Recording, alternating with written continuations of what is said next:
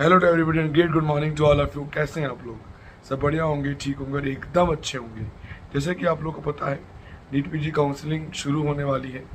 कोई डेट्स अभी आई नहीं है, काफ़ी कन्फ्यूजन है। जिस स्पीड से एग्ज़ाम हुआ, जिस स्पीड से रिजल्ट आया, उसी स्पीड से काउंसलिंग डिले होती जा रही है। लगभग 1.5 मंथ होने को आए, काउंसलिंग की कोई नोटिफिकेशन नहीं है।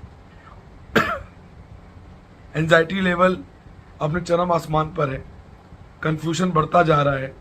एनएमसी बिल लागू होगा नहीं होगा, फीसेस बढ़ेंगी नहीं बढ़ेंगी, अगले साल नीट होगा या नेक्स्ट होगा, बहुत सारे कन्फ्यूजन्स हैं। तो मैं रिक्वेस्ट करूंगा गवर्नमेंट से कि क्लैरिफिकेशन दे दें वो हर टॉपिक्स पे कि काउंसलिंग कब से शुरू होगी या नहीं होगी। टेंटेटिव डेट बता दें कि अगस्त में होगी, सितंबर में होगी या अभी होगी, जिससे जो एंजाइटी लेवल है वो कंट्रोल रहे। आज हम कुछ लेटेस्ट अपडेट पर डिस्कस करेंगे। एनएमसी का एक नोटिस आया था सीट मैट्रिक्स को लेके, उसके बाद ऐसा लगा जैसे सीट मैट्रिक्स डिक्लेयर हो गई हो। काफ़ी क्वेरीज, काफ़ी फ़ोन्स, काफ़ी व्हाट्सअप थे मेरे पास, मैं अपडेट नहीं कर पाया था। उस टॉपिक पर डिस्कस करेंगे। साथ ही कल एनबीए ने एक डिप्लोमा के रिलेटेड एक नोटिस इशू किया था, उस पर डिस्कस करेंगे। आंध्र प्रदेश ने अपनी स्टेट मेरिट लिस्ट डिक्लेयर करी है, ऐसे कुछ और स्टेट्स भी कर सकती हैं, उस पर डिस्कस करेंगे। उससे पहले जो लोग हमसे कनेक्ट होना चाहते हैं, टेलीग्राम का लिंक दिया हुआ है, उसको ज्वाइन कर सकते हैं। स्क्रीन पे दोनों नंबर दिए हैं, व्हाट्सएप करके हमसे बात कर सकते हैं, क्वेरी सॉल्व कर सकते हैं। मेरा कमेंट सेक्शन ऑफ रहता है क्योंकि बहुत लोग बहुत सारे स्लैम लैंग्वेजेस यूज़ करते हैं एक दूसरे के लिए, जिसके लिए वो क्लोज रहता है।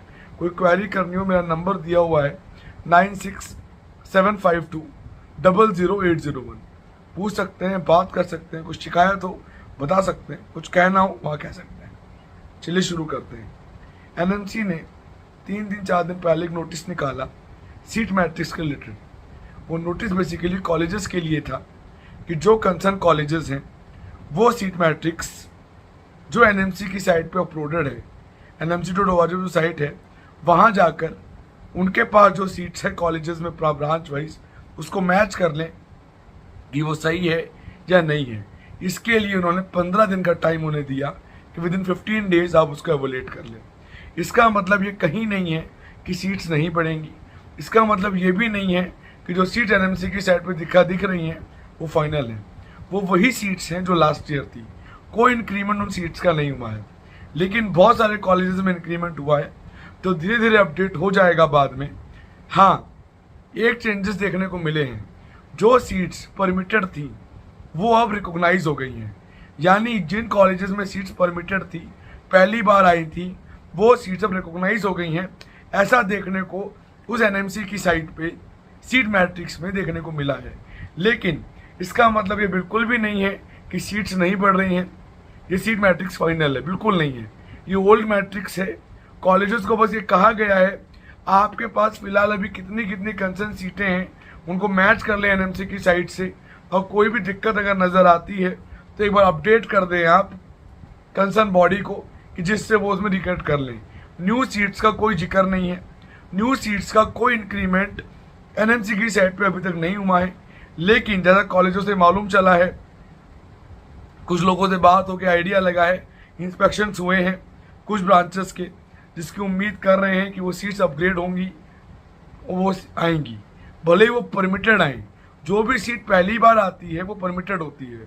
रिकॉग्नाइज वो हमेशा एक स्पैम के बाद होती है, मल्टीपल इंस्पेक्शंस होने के बाद वो जाके रिकॉग्नाइज होती है। हमेशा परमिटेड सीट आप ले सकते हैं, कोई बुराई नहीं है। जो कॉलेजेस पुराने हैं, रिकॉग्नाइज हैं, उनके अंदर मल्टीपल ब्रांचेस ऑलरेडी चल रही हैं, उस कंसर्न ब्रांच में 2 या 3 सीट्स नहीं आई हैं परमिटेड, लें, कोई इशू नहीं है। परमिटेड सीट लेने का जो नुकसान है वो कहाँ होता है? कोई नया कॉलेज खुला हो, उसका पहला साल है, तो आप एक बार सोच सकते हैं ले या नहीं लें। लेकिन जो भी मेडिकल कॉलेजेस हैं वो पूरी कोशिश करते हैं कि उनकी कंसर्न सीट्स रिकॉग्नाइज एक स्पैम के बाद वो भी रिकॉग्नाइज हो जाएं। ये भी माना जाता है और ये भी एनालाइज किया जाता है। इसीलिए आप परमिटेड सोच के सीट ना लें, ये समझदारी नहीं है। आप ले सकते हैं, एक 3-4 साल का स्पैम होता है, मल्टीपल इंस्पेक्शंस होते हैं, उसके बाद वो सीटें रिकॉग्नाइज हो जाती हैं। अगर कोई सीट रिकॉग्नाइज नहीं होती है, वो परमिटेड रहती है, तो जिस स्टेट से आपने पीजी का कोर्स किया है उसी कंसर्न स्टेट में आप प्रैक्टिस करने के लिए एलिजिबल रहते हैं। पैन इंडिया के लिए वो सीट रिकॉग्नाइज होनी ज़रूरी होती है। 99% केसेस में परमिटेड सीट रिकॉग्नाइज हो जाती हैं, तो कोई इशू नहीं है। कुछ सीटें जो पहले परमिटेड थी, अगर आप एनएमसी की साइट पे ध्यान से देखेंगे तो वो रिकॉग्नाइज हो गई हैं। डेट के साथ वहाँ पे अपडेट किया गया है कि वो रिकॉग्नाइज हो गई हैं। सीट बढ़ने की उम्मीद है, कितनी बढ़ेंगी एनएमसी की साइट पे जब आएगा तो ही आइडिया लगेगा। इंस्पेक्शंस ऑनगोइंग है, एक्रेडिशंस चल रहे हैं, धीरे धीरे अपडेट एनएमसी की साइट पे आ जाएगी। बात करें काउंसलिंग की, उम्मीद करते हैं कि नोटिफिकेशन एज सून एज आए, जिससे ये आइडिया रहे कब से काउंसलिंग शुरू होगी। लेकिन नोटिफिकेशन आने के 7-8 दिन का टाइम आपको ज़रूर मिलेगा, 7 और 8 डेज़ का टाइम आपको ज़रूर मिलेगा कि काउंसलिंग शुरू होने से पहले ऑल इंडिया की। इसी के साथ आंध्र प्रदेश ने आज अपनी स्टेट मेरिट लिस्ट डिक्लेयर करी। जिन कैंडिडेट्स ने परमानेंट एड्रेस आंध्र प्रदेश डाला था, जिनका यूजी आंध्र प्रदेश था, उन सबको क्लब करके मेरिट लिस्ट बनती है, जो कि हर साल आंध्रा की पहले आती है। तो इस साल भी आंध्रा की देखने को मिली। पौंडीचेरी की लास्ट डेट ओवर हो गई।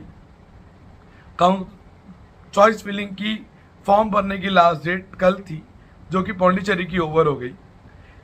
काउंसलिंग धीरे धीरे स्टार्ट हो जाएगी। कुछ कुछ चीज़ें आ रही हैं। कुछ स्टेट ने नोटिस निकाले हैं कि डॉक्यूमेंट्स रेडी रखिए, डॉक्यूमेंट्स रेडी रख लीजिए। होमवर्क अभी डॉक्यूमेंट्स रेडी करने का है, माइग्रेशन नहीं है, वो बाद में आएगा। कुछ डॉक्यूमेंट छुटे हुए हैं, वो कॉलेजेस से ले आइए, यूनिवर्सिटी से कलेक्ट कर लीजिए। प्रोफेशनल डिग्रीज हैं, परमानेंट इशू हो गई हैं, वो ले आइए। ये जो काम है, छोटे मोटे होमवर्क हैं, वो आप करके रखिए। कहीं ना कहीं आपको बेटरमेंट रहेगा, तो बेनिफिट होता हुआ आपको ओवरऑल नज़र आएगा। इस बार की काउंसलिंग में सीट्स बढ़ेंगी, ये उम्मीद की जा रही है। लेकिन एनएमसी की साइट पे अभी जो सीट्स दिख रही हैं वो पुरानी सीट्स हैं। लास्ट ईयर जितनी थी वो उतनी ही हैं, नई सीट्स ऐड नहीं हुई हैं। लेकिन ये र्यूमर फैलाना, नहीं, ये सीट्स न्यूली अब आएंगी ही नहीं, ये बिल्कुल कहीं नहीं लिखा हुआ नोटिस में कि सीट्स आएंगी ही नहीं। कुछ लोग उस नोटिस से ये एज्यूम लगा रहे हैं कि एनएमसी बिल लागू नहीं होगा, कुछ कह रहे हैं लागू होगा। उसमें ये भी कहीं नहीं लिखा लागू होगा या नहीं होगा। एनएमसी बिल का आपको तब मालूम चलेगा जब कंसर्न स्टेट्स की seat matrix plus fees structure declare हो जाएंगे कि किस हिसाब से फीसेस आई हैं। उससे ये आइडिया लग जाएगा कि कितने % का इंक्रीमेंट फीसेस में हुआ है, क्या 50% गई हैं या नहीं गई हैं। डीम्ड यूनिवर्सिटीज़ में इस बात की चर्चा हो रही है, डिस्कशंस हो रहे हैं, मीटिंग्स चल रही हैं कॉलेजेस में। जो कॉलेजेस अथॉरिटीज़ हैं, आपस में जो कॉलेज की एसोसिएशंस होती हैं, उनके बीच कि क्या करना है, क्या नहीं करना है, क्या डिस्कशंस हैं। कोई क्लैरिफिकेशन अभी तक नहीं आया है। तो ये कह पाना कि एनएमसी आ रहा है, ये गलत है। ये कह पाना एनएमसी नहीं आ रहा है, ये भी गलत है। अभी कंडीशन डायलेमा में है। वेट कीजिए, वेट एंड वॉच कीजिए। जैसे ही ऑफिशियल अपडेट आएगी तो क्लैरिफिकेशन आ जाएगा। किसी भी स्टेट की आई तो ये आइडिया लग जाएगा कि कम से कम उस स्टेट में लग रहा है। उड़ीसा में लगने की पूरी उम्मीद है। इसी के साथ 5-6 स्टेट्स और हैं जो नोटिफिकेशन गई हैं, वहाँ भी उम्मीद करते हैं कि वहाँ भी शायद लग जाना चाहिए। So hope for the best. क्या होता है, कैसे होता है, देखने वाली बात है। किसी भी कंडीशन में काउंसलिंग करनी है, सीट्स लेनी है, साल बेकार नहीं करना, काउंसलिंग को प्रॉपर लेके चलें, एनालाइज लेके चलें। एक बात और है, काउंसलिंग पुराने पैटर्न्स को देखिए, कट ऑफ मत देखिए। रूल रेगुलेशंस लगभग वही रहते हैं, चेंजेस नहीं होते हैं। स्ट्रेटजी चेंज होती है, कैसे हर कैंडिडेट की अलग स्ट्रेटजी होती है, कैसे फोकस करना है, कैसे टारगेट करना है, लेना है नहीं लेना, दोनों कंडीशंस में। एनएमसी बिल आएगा तो क्या करना है, एनएमसी बिल नहीं आएगा तो क्या करना है, क्या कोर्स ऑफ एक्शन हमारा होगा, क्या कोर्स ऑफ एक्शन हमारा नहीं होगा, वो सभी चीज़ें हमें देखनी है। उसका एनालाइज करके हमें कहीं ना कहीं चलना है। क्या होगा क्या नहीं होगा, उसके अकॉर्डिंगली डिसीजन मेंटली प्रिपेयर रहे तो बेटर है। सीट मैट्रिक्स आने के बाद और क्लैरिफिकेशन आएगी, जो ब्लरनेस है वो क्लियर हो जाएगी, कहाँ जाना है, कैसे अप्रोचेस करने हैं, और कौन कॉलेज कैसा है, डिपार्टमेंट कैसे हैं। ये कह देना किसी भी कॉलेज के बारे में पेशेंट एवरेज है, गुड है, एक्सीलेंट है, कुछ नहीं होता। हर डिपार्टमेंट की अलग कहानी है। किसी एक डिपार्टमेंट से कंसर्न कॉलेज को आप नहीं कैलकुलेट कर सकते कि कंसर्न कॉलेज किसी एक डिपार्टमेंट से कैसा होगा। हर डिपार्टमेंट के लिए कॉलेज की रैंकिंग अलग होती है। कुछ कॉलेजेस कुछ ब्रांचेस के लिए बहुत अच्छे हैं, कुछ के लिए टॉक्सिक हैं, कुछ के लिए बहुत नीचे हैं। वो डिपेंड करेगा आपके होमवर्क पे, आपकी रिसर्चेस पे, कैसे आपकी रिसर्चेस हैं। बनी बनाई रिसर्च काउंसलर्स करते हैं। कहने वाले लोग कह देते हैं कि they are just giving the PDF, लेकिन जो पीडीएफ होती है ना वो रिसर्च के साथ होती है। जिसने बनाई होगी ना, if you have any query you ask, they can revert you. कोई क्वेरी होगी आप पूछोगे ना, वो जवाब देंगे क्या है क्या नहीं है। सबकी डिटेल देना किसी को भी पॉसिबल नहीं है और ना ही आप दे सकते हैं। इसलिए ये कहना है कि नॉर्मल पीडीएफ मिलती है काउंसलर से, वो भर दो, ऐसे नहीं होता। आपके बोलने से भी नहीं होता ना ऐसे। ये बात कुछ लोगों को लगता है कि ये बात गलत है, वो लगता है आपकी सोच है, लग सकता है, लेकिन ऐसा है नहीं। खुद काउंसलिंग कर सकते हैं। जिन्हें खुद काउंसलिंग करनी है खुद करें, जिन्हें लगता है वो कर लेंगे एकदम करें, किसी की हेल्प ना लें, किसी काउंसलर की किसी की हेल्प ना लें, बिल्कुल ना लें। सीनियर से पूछें, कंसल्ट करें, काउंसलिंग कर लें। कोई ये नहीं कहता किसी की मदद लेना ज़रूरी है, कंपलसरी है। अगर आपको नीड है तो ही लीजिए, अदरवाइज बिल्कुल मत लीजिए। खुद भी काउंसलिंग की जा सकती है, ऐसा कोई रॉकेट साइंस नहीं है कि नहीं की जा सकती। बस टाइम लगता है, एक्सपीरियंस की ज़रूरत होती है, स्ट्रेटेजी लाइनअप करने के लिए, कॉलेज के बारे में जानने के लिए। हर कॉलेज के बारे में कंसर्न जाके नहीं जाना जा सकता, हर जेआर से सबसे फ़ोन करके नहीं पूछा जा सकता। बहुत सारे फैक्ट एंड फिगर्स हैं जिनको हमें लेके चलना चाहिए और कहीं ना कहीं जाके उनके अकॉर्डिंग ही चीज़ें निकलती हैं।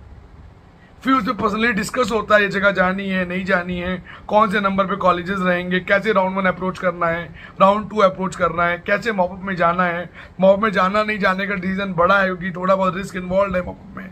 वहाँ जाना बेटर है या नहीं है, स्टेट को मैटर करें या नहीं करें, सारी स्टेट्स आसपास होंगी, कौन सी स्टेट में 2 लाख सिक्योरिटी दें कि जिससे वो लैप्स ना हो जाए, सिक्योरिटी भी बच जाए, काम भी हो जाए। बहुत सारे फैक्टर्स देखने पड़ते हैं। खुद सोचिएगा, होमवर्क कीजिएगा, फ्लो चार्ट बना के चलिएगा, तो आप भी इसको बहुत इजीली, बहुत सिंपली कर लेंगे। नहीं समझ में आता है तो टेक द हेल्प। दुनिया हेल्प दे रही है, लोग सर्विसेज दे रहे हैं, लेना है लें, नहीं लेना है नहीं लें, यह आपकी समझ के ऊपर है। लेकिन इट्स नॉट कि बिना काउंसलर्स के, बिना किसी सीनियर की गाइडेंस के काउंसलिंग नहीं कर सकते, बिल्कुल गलत बात है। ऐसे ऐसे लोग काउंसलिंग करते हैं जिन्हें आइडिया नहीं होता, मगर 3-4 महीने में इतनी रिसर्चेस कर लेते हैं, इतना कुछ जान लेते हैं कि 60-70% वेल इक्विप्ड हो जाते हैं। फिर वो काउंसलिंग करते हैं, थोड़ी बहुत हेल्प ले लेते हैं, डन हो जाता है। वही लोग हेल्प में जिन्हें लगता है कि उन्हें इशूज़ हैं, नहीं समझ में आ रहा है, कन्फ्यूजन है, क्लैरिफिकेशन चाहिए, गाइड चाहिए, तो ही लें, अदरवाइज बिल्कुल नहीं। ठीक है।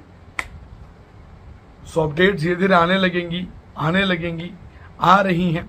एंजाइटी कंट्रोल रखें, पेशेंस को भी कंट्रोल करें, पेशेंस फुल रहें, इम्पेशेंट बिल्कुल ना हो, नहीं तो दिक्कतें बढ़ भी सकती हैं और इश्यूज आ भी सकते हैं।